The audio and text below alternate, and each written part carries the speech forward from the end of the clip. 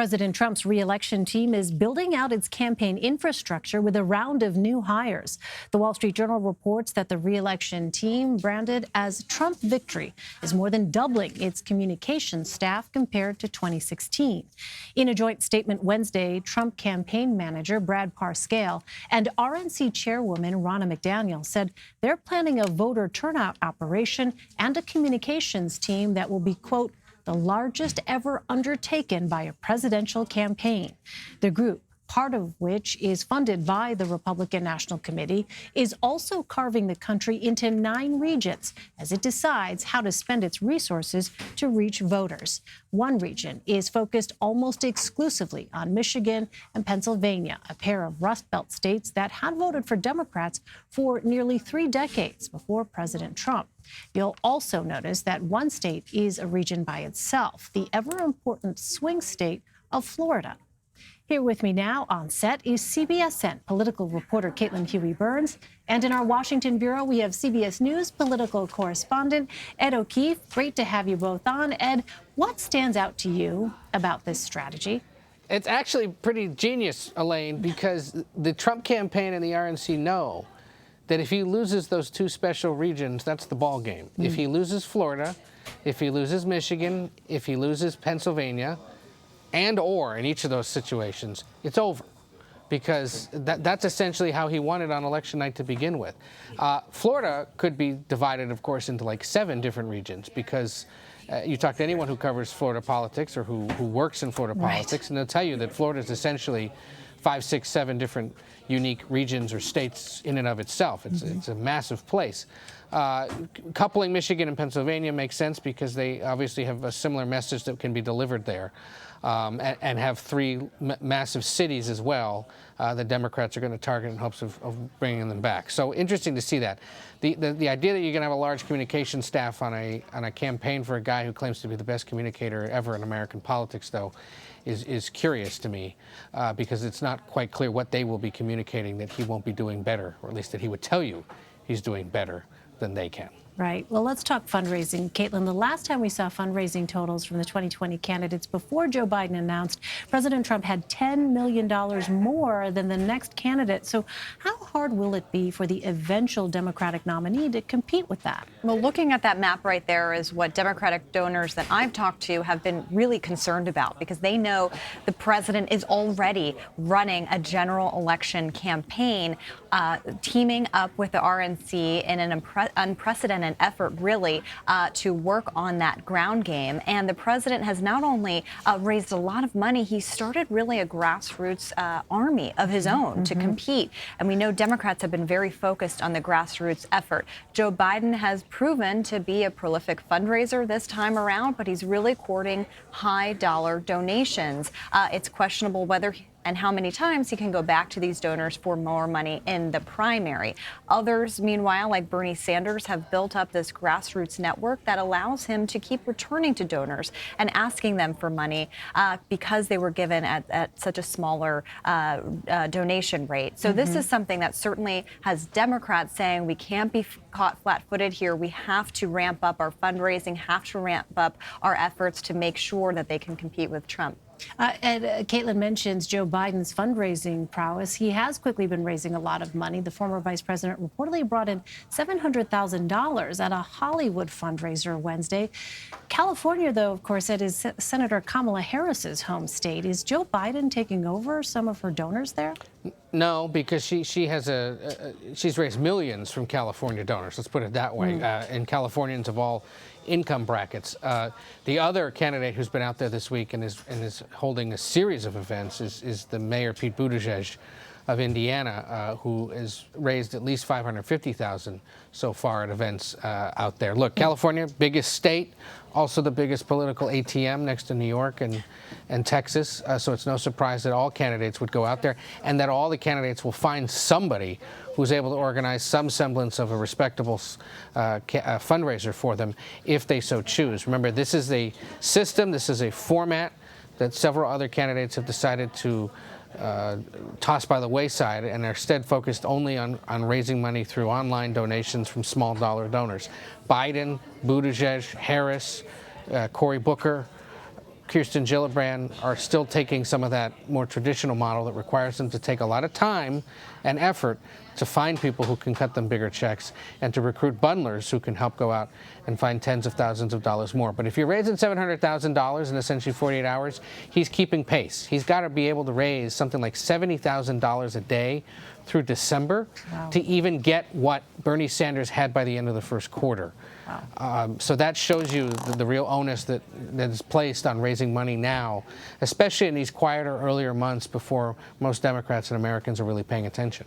Well, meanwhile, Massachusetts Senator Elizabeth Warren is on the new cover of Time magazine. Warren has been releasing plan after plan since entering the race. Ed, is she finally reaping some of the spoils here? She is. Caitlin, I think, was at that She the People event in Houston about 2 weeks ago where this seemed to take off.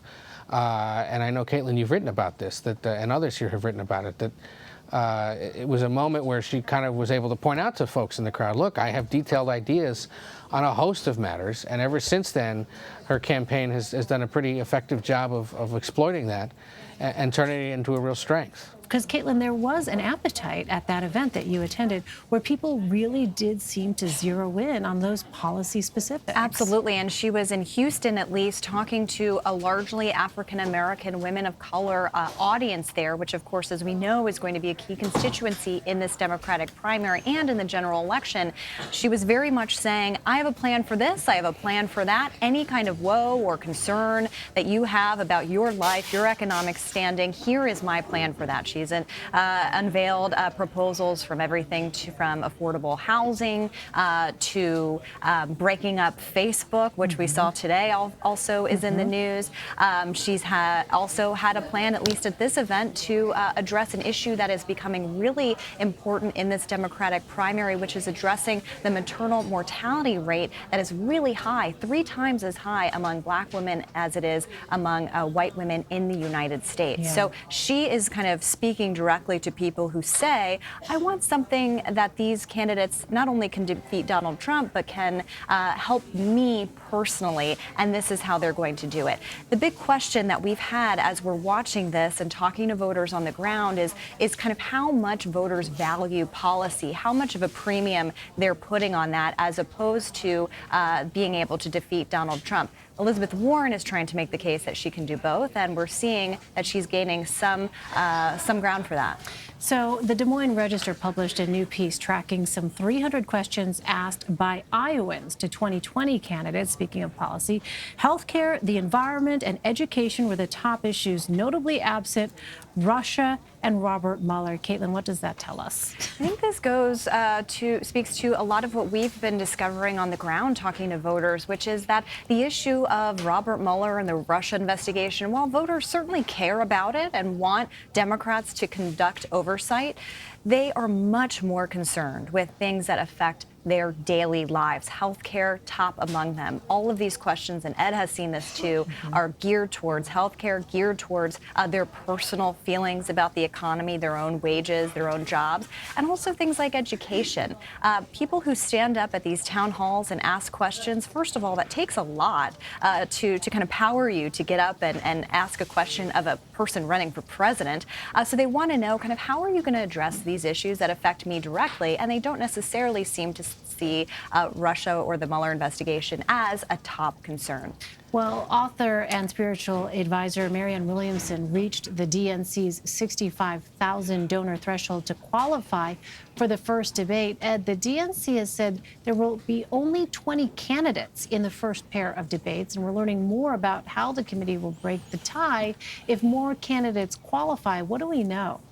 Yeah, 20 is the maximum, and at this point, given what we know about who has announced and who is expected to announce in the coming weeks, there are going to be a handful of people who don't make the stage, but very few.